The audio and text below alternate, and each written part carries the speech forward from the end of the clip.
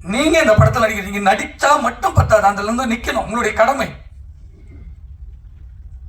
அது ஒரு 4-5 ஹீரோயினிங்க, 4-5 பெரிய நடிகர்கள் இருக்காங்க, அவங்களாம் ஃபங்க்ஷன் வரக்கூடாதுன்னா இந்த ஃபார்முலா சில ஆளுகள் எடுத்துட்டாங்க. இப்போ ஏன்னா கேட்கறதுக்கு ஆள் இல்லை, தமிழ் சினிமாவை ப்ரொடியூசர்.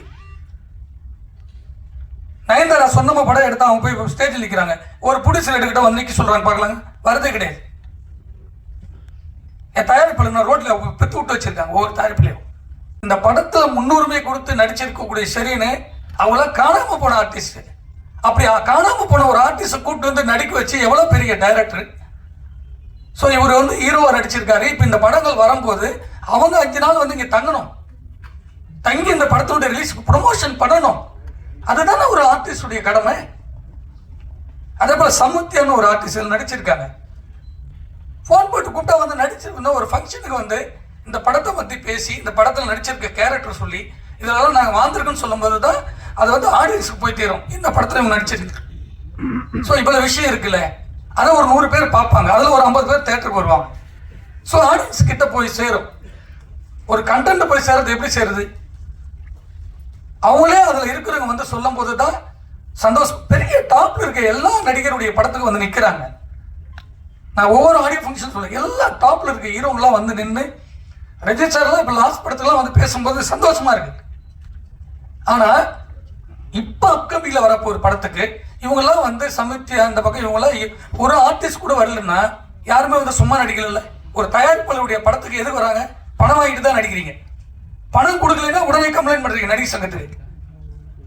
பணம் கொடுக்குற வரைக்கும் விட மாட்டேன்றீங்க ஒரு தயாரிப்பாளரை. உங்களுக்கு பணத்தையும் கொடுத்து முடிச்சிடறோம், படத்தையும் உங்களுக்கு கௌரவத்தை கொடுத்து நடிக்க வைக்கிறோம். அந்த படத்துக்கு வந்து ப்ரொமோஷன் கொடுக்கலன்னா யார்கிட்ட கேட்பாங்க தயாரிப்பாளர்? அந்த படத்தில் நடிச்சா வரணும். நம்ம வீட்டு கல்யாணங்க, நம்ம வீட்டு கல்யாணத்தில் நம்மளே வந்து நிற்காம வெளியில இருக்க ஆள் வந்து நிற்பாங்க. சொல்லுங்க, பாம்பேல இருந்து வந்து அவங்க வந்து ஒரு ஆர்டிஸ்ட் வந்து நிற்கும் போது சந்தோஷமா இருக்கு. நீங்க வந்து இருந்தீங்கன்னா எங்களுக்கு ஒண்ணு பெரிய ஆறுதலா இருக்கும்.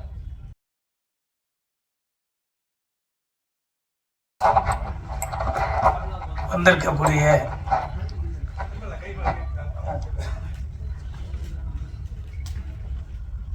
அத்தனை ஊடகம் நண்பர்களுக்கும் நன்றி. காரணம், இந்த டைட்டிலே வந்து ரொம்ப சினிமாவுக்கு இப்போ ஏற்ற டைட்டிலாக இருக்கு. ஏன்னா தில் ராஜா. இப்போ ஒவ்வொரு தயாரிப்பாளர்களுக்கும் தில்லு வேணும். காரணம், ரிலீஸ் பண்ணுறதுல ஒரு பெரிய தில்லாக இருக்கு. ஒவ்வொரு படங்களும் வெளியே வர்றதுக்கு மாபெரும் போராட்டங்கள் இருக்கு. அந்த போராட்டத்தில் தில்ராஜா வந்து ஒரு அருமையான டைட்டில். அன்பு தம்பி சத்யா வந்து எப்பவுமே தில்லான ஆளை பார்க்கறதுக்கு தான் உங்களுக்கு வந்து பாலிவுட் ஆர்டிஸ்ட் சொல்லிங்க சுத்த தமிழ். இந்த படத்தில் வந்து ஒரு மாபெரும் வெற்றி அவருக்கு காத்துட்டு இருக்கு. அதுக்கு முழுக்க முழுக்க வெங்கடேஷ் சார் தான் சேரும். ரொம்ப கடுமையாக உழைச்சி அந்த படத்தை வந்து வெற்றிகரமாக முடிச்சு கொடுத்துருக்காரு. அவ்வளோ பெரிய வெற்றிகள்லாம் கொடுத்துட்டு வந்த வெங்கடேஷ் சார் வந்து அந்த படத்தை வந்து சத்யாவை ஒரு பெரிய மாற்றத்தை உருவாக்கியிருக்கு. இந்த படம் சாங் பார்க்கும்போதே உங்களுக்கு எல்லாருக்குமே தெரியும்,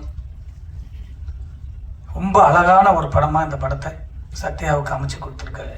வெங்கடேஷ் சாருக்கு ஒரு பாராட்டு சொல்லணும். காரணம், ஹீரோங்களால் தான் நிறைய படங்கள் வெளியே வர முடியாமல் நிற்கிறது. இப்படிப்பட்ட ஒரு ஹீரோவெலாம் உருவாக்க முடியாது தான் தமிழ் சினிமாவுக்கு ஒரு வரமாக இருக்குன்னு நினைக்கிறேன். சாங்கு பார்க்கும்போது விஷுவலாக படம் எடுக்கும்போது அதை பார்த்தேன், ரொம்ப அழகாக வந்துட்டு இருந்து. ஸோ இதில் பார்க்கும்போது ஷெரீன் வந்து இப்போ நடிச்சிருக்காப்புல ஒரு பொண்ணு போல இருக்கு.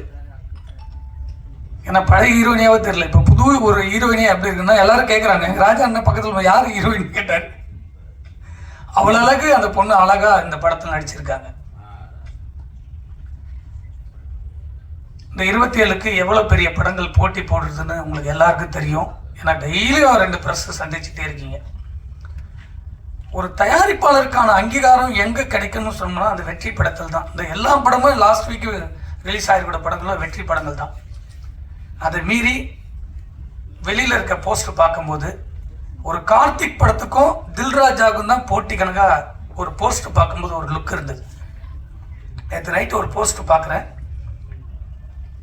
27th போட்டு அந்த ஒரு யூத் ஜென்ரேஷனோட அந்த தில்ராஜா போஸ்ட்டும் இந்த பக்கம் கார்த்திக் சார் படம் போஸ்ட்டும் பார்க்கும்போது இந்த படத்தில் ஒரு இம்ப்ரெஸ் இருக்குது.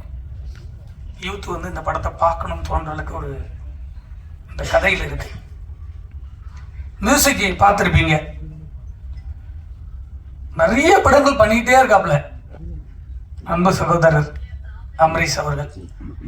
இந்த படத்துக்கு ரொம்ப ஹார்ட் ஒர்க் பண்ணியிருக்காப்ல. அவர் கம்பெனி நடிக்க ஆரம்பிச்சாருன்னா ரொம்ப இதை விட பிஸியா இருக்கலாம்னு தோணுது இந்த படத்தை பார்க்கும்போது. சாங்கல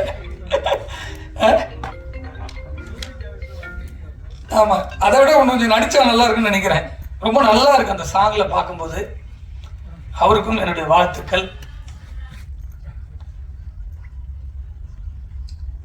மேடம் வந்து ரொம்ப கோச்சிக்கிட்டாங்க பார்க்கும்போது. அவங்க வந்து கோவப்படாம சொல்லியிருக்காங்க. அதான் அவங்க சிரிச்சுக்கிட்டே அதை சொன்னாங்க. அதனுடைய வேதனை என்னன்றது நம்ம ரொம்ப புரிஞ்சுக்கணும்.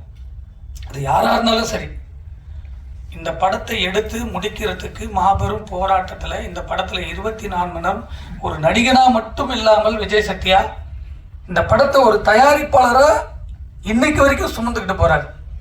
ரிலீஸ்க்கு அப்புறமா சுமக்கணும், ரிலீஸ்க்காக அதை முடிச்சும் சுமக்கணும். ஏன்னா அதனுடைய வலிகள் ஒவ்வொரு நாளும் அந்த பணத்தை போட்டு படத்தை வருமானு தெரியாமல் ஒரு நடிகனாக பணம் வாங்கிட்டு ஜாலியாக சுற்றுறத விட்டுட்டு ஒரு தமிழ் சினிமாவில் ஒரு படைப்பை தன்னை ஹீரோ வச்சு எடுக்கிற படத்தை தான் வெளியே கொண்டு வரணும்னு போராடக்கூடிய இப்படிப்பட்ட ஹீரோகள்லாம் இருந்தாங்கன்னா தமிழ் சினிமா உச்சத்தில் இருக்கும். தயாரிப்பாளர்கள் வந்து நிம்மதியாக படுத்து தூங்கலாம். இப்போ தயாரிப்பாளர் யாருமே நிம்மதியாக தூங்கலை. எனக்கு தெரிஞ்சு ஒரு 6 மாசமா யாருமே நிம்மதியாக தூங்கலை. இப்போ ரிலீஸ் ஆகிருக்கிற இன்க்ளூடிங் ஒரு 2 நாளுக்கு முன்னாடி மகாராஜான்னு ஒரு போஸ்ட் பார்த்துருப்பீங்க, 100 நாள் போஸ்ட்டு. ரொம்ப நாளைக்கு அப்புறம் 100 நாள் போஸ்ட் பார்த்துருப்பீங்க. அவங்க கூட தூங்கலை. எவ்வளோ பெரிய வெற்றின்னு உங்களுக்கு தெரியும். அதை கடந்து அதுக்கு செலவு பண்ணியிருக்காங்க. ஆனால் பாம்பேலேருந்து ஒரு ஹீரோயினி அவங்கள வந்து டிக்கெட் போட்டோன்னு அவங்க டீமோடு வந்து இந்த படத்தை வாழ்த்தணும்னு சொல்லி இங்கே வந்து சத்யாவோட ரிலீஸ் முன்னாடியே வந்து நிற்கும் போது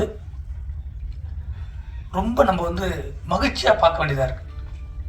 ஆனால் இந்த படத்தில் சம்பளம் வாங்கிட்டு இந்த படத்திலே நடிச்சுட்டு இந்த படத்துக்கே வராமல் இருக்கிற ஒரு நடிகைகள் பார்க்கும்போது கோபத்தினுடைய உச்சத்துக்கு போக வேண்டியதாக இருக்கு. அவங்க தான் நடித்த படத்துக்கு டைலரில் இல்லைன்னு அவங்களுடைய ஆதங்கம் அந்த உணர்வு இருக்கு, அது போட வேண்டியது கடமை. ஆனால் இந்த படத்தில் முன்னுரிமை கொடுத்து நடிச்சிருக்கக்கூடிய ஷெரீனு அவங்களாம் காணாமல் போன ஆர்டிஸ்ட். அப்படி காணாமல் போன ஒரு ஆர்டிஸ்ட்டை கூப்பிட்டு வந்து நடிக்க வச்சு எவ்வளோ பெரிய டைரக்டர். ஸோ இவர் வந்து ஹீரோவாக நடிச்சிருக்காரு. இப்போ இந்த படங்கள் வரும்போது அவங்க 5 நாள் வந்து இங்கே தங்கி இந்த படத்தோட ரிலீஸ்க்கு ப்ரொமோஷன் பண்ணணும். அதுதானே ஒரு ஆர்டிஸ்டுடைய கடமை. அதே போல சமுத்தியான்னு ஒரு ஆர்டிஸ்ட் நடிச்சிருக்காங்க.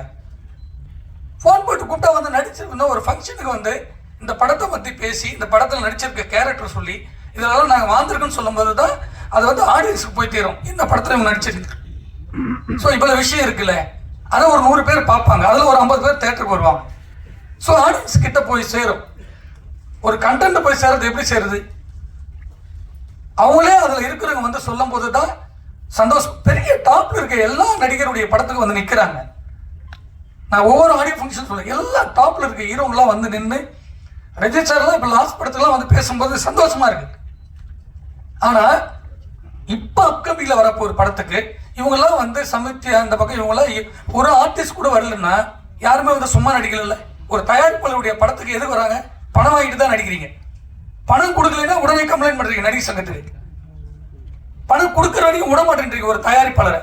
உங்களுக்கு பணத்தையும் கொடுத்து முடிச்சிடறோம், படத்தையும் உங்களுக்கு கௌரவத்தை கொடுத்து நடிக்க வைக்கிறோம். அந்த படத்துக்கு வந்து ப்ரொமோஷன் கொடுக்கலன்னா யாருக்கிட்ட கேட்பாங்க தயாரிப்பாளர்? இதுக்கெல்லாம் ஒரே ஒரு முடிவு, தெளிவான முடிவு. இனிமேல் எந்த நடிகர்களும் சரி நடிகர்களும் சரி ஃபங்க்ஷனுக்கு வராமல் இருக்கவே முடியாது. அவ்வளவு திட்டமான முடிவுகள்லாம் சங்கத்தில் ஒட்டுமொத்த சினிமாவே சேர்ந்து எடுத்துட்டு இருக்கு. இப்ப நிறைய விஷயங்கள் நடந்துட்டு இருக்கு, யாருக்குமே தெரியாது. திடமான முடிவு. அந்த படத்தில் நடிச்சா வரணும். நம்ம வீட்டு கல்யாணங்க, நம்ம வீட்டு கல்யாணத்துல நம்மளே வந்து நிக்காம வெளியில இருக்க ஆளு வந்து நிப்பாங்க. சொல்லுங்க, பாம்பேல இருந்து வந்து அவங்க வந்து ஒரு ஆர்டிஸ்ட் வந்து நிற்கும் போது சந்தோஷமா இருக்கு. நீங்க வந்து இருந்தீங்கன்னா எங்களுக்கு ஒண்ணு பெரிய ஆறுதலா இருக்கும். இந்த நடிச்சிருக்க 2 ஹீரோயினே வரலன்னா அப்ப எந்த படத்தை போய் நடிக்க போறீங்க? அப்ப நடிக்காத போயிடலாமே. வேற என்ன, சினிமாவுக்கு வாழ்ந்துட்டு இருக்க எவ்வளோ நடிகர்கள் நடிகைகள் வாய்ப்பு கிடைக்காம தவமா இருக்காங்க. அவங்களுக்கு அந்த வாய்ப்பு கிடைக்கும், அவங்க வந்து அதில் வந்து சந்தோஷப்படுவாங்க. நீங்க நடிக்கணுன்ற எண்ணம், எல்லாருக்கும் மெசேஜ் போறீங்க, எல்லாரும் இந்த படத்துக்கு வரணும், வாய்ப்பு வரும் தேடுறீங்க. வாய்ப்பு கொடுத்த பிறகு ஷூட்டிங் வரதுக்கு 1000 பிரச்சனை பண்றீங்க. ஷூட்டிங்ல வந்தா கேரம் ஒன்று வேணும், இது வேணும், சார் ஹோட்டலில் தான் நீங்க டிசைட் பண்றீங்க. இதெல்லாம் அரேஞ்ச் பண்ணி கொடுத்தாலும் படத்தில் வந்து ப்ரொமோஷன் ஆடியோல இருந்து ரிலீஸ் வந்து நிக்க மாட்டீங்க. அப்ப யாருக்கிட்ட சொல்லணும்? உங்களுக்கே அக்கல் இல்லாத சினிமால நீங்க எதுக்கு நடிக்க வரீங்க? இப்போ சினிமான்றது ஒரு பொக்கிஷம். கலையை நேசிச்சு வாங்க. இந்த படத்தை எதுக்கு சுமந்து ஓடுறாரு? இவ்வளவு படங்கள் போட்டிக்கு முன்னாடி இன்னைக்கு தில்ராஜா வந்து நிக்குதுன்னா அந்த படத்தை பார்க்கும்போது சாங்ல அவ்வளவு அழகா இருக்கு. இதுக்கெல்லாம் ஒரு திடமான முடிவை தயாரிப்பாளர் சங்கம், எங்க அண்ணா இருக்காரு ராஜண்ணன், அவர் நிறைய விஷயத்த எல்லாத்தையும் பேசுறாரு ஓப்பனா. ஒவ்வொரு படத்துக்கு நிக்கிறார், சின்ன படத்துக்கு அவர்னா எதிர்பார்த்தா வந்து நிக்கிறாரு. அவர் நிம்மதியா வீட்டில் இருக்கலாம், தூங்கிட்டு இருக்கலாம். எதுக்கு வர்றாரு? சினிமாவை, இந்த கலையை நேசிச்சு இந்த சினிமா தான் நம்மளுக்கு சோறு போடுன்ற ஒரு ஆதங்கமும் அன்பும் தான் இங்க வந்து நிக்கிறார். வெங்கடாசர் திரு அவர் கொடுக்காத இட்டா எவ்வளவு இட்டு கொடுத்திருக்காரு. அவர் படத்திலே நீங்க வந்து நிக்க மாட்டீங்கன்னா அப்ப வேற எந்த படத்துல நிப்பீங்க? ஒரு புது படத்தினுடைய டைரக்டர் படத்துல நீங்க எப்படி வந்து நிப்பீங்க? தமிழ் சினிமாவில் மட்டும்தான் தயாரிப்பாளர்கள் வந்து யாரும் கேட்க மாட்டாங்கன்ற ஒரு தைரியத்திலே சுத்துறாங்க. தயாரிப்பாளர் இல்லைன்னா சினிமாவில் யாருமே இருக்க முடியாதுன்றது யாருக்குமே இன்னும் புரியல. அது சொல்லிக்கிட்டே இருக்காங்க, பேசிக்கிட்டே இருக்காங்க, போயிட்டே இருக்காங்கன்னு நினைக்கிறாங்க. எல்லாத்துக்கும் ஒரே முடிதான். ஒரு ஸ்ட்ரைக்ல ஒரு லட்சம் பேர் சாப்பாடு இல்லாம அலைவாங்க சினிமால. அந்த சூழ்நிலை உருவாக்கிட்டு இருக்கு சினிமா. ஒவ்வொரு தயாரிப்பும் வெள்ளிக்கிழமை ரிலீஸ் பண்ணி எல்லாத்தையும் வித்து போட்டுக்கிட்டே இருக்காங்க. அதெல்லாம் போனா கூட பரவாயில்ல. அந்த படம் ரிலீஸ் போது ஒட்டுமொத்த இண்டஸ்ட்ரி அதில் நடிச்சிருக்க டெக்னீஷியன்லாம் வந்து நிற்கும் போது ஸ்டேஜில் அந்த படத்துக்கு வந்து ஒரு ஹாப்பியாக இருக்கும். நான் விட்டுட்டேன் 2 கோடி 3 கோடி போனால் பரவாயில்ல, என்னுடைய படத்துக்கான ஆறுதலாம் அங்கே நிற்கணும்ல. ஒரு 20 நாள் 30 நாள் 40 நாள் கால் ஷீட் நடிக்கிறீங்க. ஒரு அரை மணி நேரம் 2 மணி நேரம் ஒரு ஆடியோ ஃபங்க்ஷன், ஒரு 10 சேனலுக்கு என்ட்ரி கொடுத்து இந்த படத்தை பற்றி நான் அந்த கேரக்டர் பண்ணி நடிக்கும் போது தானே அது வந்து ஹாப்பியாக இருக்கும். கடவுள் வந்து எல்லாருக்குமே 50 கோடி 1 கோடி 100 கோடி 200 கோடி பிரிச்சு கொடுக்கல நடிக்கிறது, அவங்களுடைய ஹார்ட் ஒர்க்கில் தான் கொடுக்குது. நீங்க இந்த படத்தில் நடிக்கிறீங்க, நடிச்சா மட்டும் பத்தாது, அதுல இருந்து நிக்கணும், உங்களுடைய கடமை. அது ஒரு 4-5 ஹீரோயினிங்க 4-5 பெரிய நடிகர்கள் இருக்காங்க, அவங்களாம் ஃபங்க்ஷன் வரக்கூடாதுன்னா இந்த ஃபார்முலா சில ஆளுகள் எடுத்துட்டாங்க. இப்போ ஏன்னா கேட்கறதுக்கு ஆள் இல்லை. தமிழ் சினிமாவை ப்ரொடியூசர் நயன்தாரா சொந்தமா படம் எடுத்தா அவங்க போய் ஸ்டேஜில் நிற்கிறாங்க. ஒரு ப்ரொடியூசர் எடுக்கிட்ட வந்து நிற்க சொல்றாங்க, பார்க்கலாங்க, வரதே கிடையாது. என் தயாரிப்பாளர் ரோட்ல பெத்து விட்டு வச்சிருக்காங்க. ஒவ்வொரு தயாரிப்புலையும் எல்லாத்தையும் வித்துட்டு படம் எடுக்கிறோம். எல்லாத்தையும் வித்துட்டு இந்த படத்துல வராதுன்னு தெரிஞ்சோம் ஒரு படத்தை கொண்டு போய் ஒரு கலைஞனா சினிமாவை கொண்டு போய் வெளியில சேர்க்கும் போது மக்கள் மத்தியில அந்த ஆறுதல் கூட இல்லைன்னா இந்த சினிமா யாரு காப்பாத்துறது? இது ஒரு கூட்டு குடும்பம் சினிமா. அந்த கூட்டு குடும்பத்துக்கான கூட்டம் நம்ம இருந்தாதான் பெரிய வெற்றி படங்களை கொடுக்க முடியும். இந்த தில்ராஜா ஒரு அழகான படம், ஒரு மாபெரும் வெற்றி. இந்த படம் வந்து ஆக்ஷன் ஹீரோவா தம்பிக்கு உருவாக்கணும். அதே போல எனக்கு உண்மை ஹாப்பியா இருக்கு. ஹிந்திலெல்லாம் வந்து நான் ஒரு 7 வருஷம் ஒர்க் பண்ணேன். ஒரு ஆர்டிஸ்ட் பிளான் பண்ணிட்டாங்கன்னா அந்த ப்ராசஸ் அப்படியே வந்து பக்காவா இருக்கும். ஷூட்டிங் டைம்னா ஷெட்யூல் போட்டாங்க, ஸ்பாட்டில் இருப்பாங்க. 4 மணி நேரம்னா வேற எதை பற்றியும் போய் யோசிக்க மாட்டாங்க, அதை ஸ்கிரிப்டில் தான் இருப்பாங்க. நான் சொல்றது அமிதாப் பச்சன் உட்பட. அவர் வந்து உட்காந்துட்டாருன்னா ஸ்டேஜில் வேற எதுவுமே பண்ண மாட்டார், ஸ்கிரிப்ட் மட்டும் தான் யோசிப்பார். பெரிய டாப்ல இருக்க ஆர்டிஸ்ட் ஹீரோயினி கூட உட்பட. இங்க மட்டும்தான் இப்ப சினிமாவில் வரும்போதே கேரம்ல கிளீனா இருக்கான்னு கேட்கறது, ஸ்டார் ஹோட்டல் ரூம் இருக்காது. நம்ம எதுக்கு வரோம்? பீச்சில் போய் நான் தண்ணியில் குளிக்க போறேன், அப்ப எதுக்கு அங்கே கேரவுடு? அந்த கதைக்கு என்ன தேவை? அதோடு ஒன்றி வீட்டுக்கு போனால் நம்ம நிம்மதியா இருக்கிறோம். குளிச்சுட்டு எல்லாருமே தண்ணி தான் தலைமையில ஊத்த போறோம். ரொம்ப வேதனையா இருக்கு. ஒரு ஃபங்க்ஷனு கூட சின்ன படத்துக்கு ஆர்டிஸ்ட் வரல, யாருமே வரலன்னா அந்த கதைக்காக சுமந்துக்கிட்டு போற ஒரு தயாரிப்பாளர், ஒரு ஹீரோவா, ஒரு டைரக்டர் தான். ஹீரோ வரதே இல்லை சின்ன ப்ராஜெக்ட்லாம். சத்யாவே வந்து அந்த ஃபீல் பண்ணி தன்னை உருவாக்கணும்னு வந்து நிற்கும் போது வேதனையா இருக்கு. அவர் பின்னாடி வந்து ஹீரோயினி வந்து நிக்கணும் கூட. அவங்க படம் தானே இது. இந்த படம் வெளியே வந்து அவங்களுக்கு 10 ப்ரொடியூசர் தெரியாது. ஏன்னா அவங்களை டார்ச்சர் பண்ண தெரியாது. அந்த ப்ரொடியூசருக்கு 10 பேர் அட்வான்ஸ் கொடுத்துட்டு போவாங்க, 5 லட்சம் 10 லட்சம்னு. இந்த சினிமா தானே உருவாக்குது. இந்த சினிமாவை காப்பாற்ற வேண்டியது எங்க அண்ணன் இருக்காரு. ஒரு நல்ல முடிவு எடுத்து ஒட்டுமொத்த சினிமா வலுவான ஒரு திட்டத்தோடு போயிட்டு இருக்கு. இது ஒரு மாபெரும் வெற்றி படைய அமைய வேண்டும் என்று உங்கள் அனைவரையும் நன்றியோடு வாழ்த்துகிறேன். நன்றி, வணக்கம்.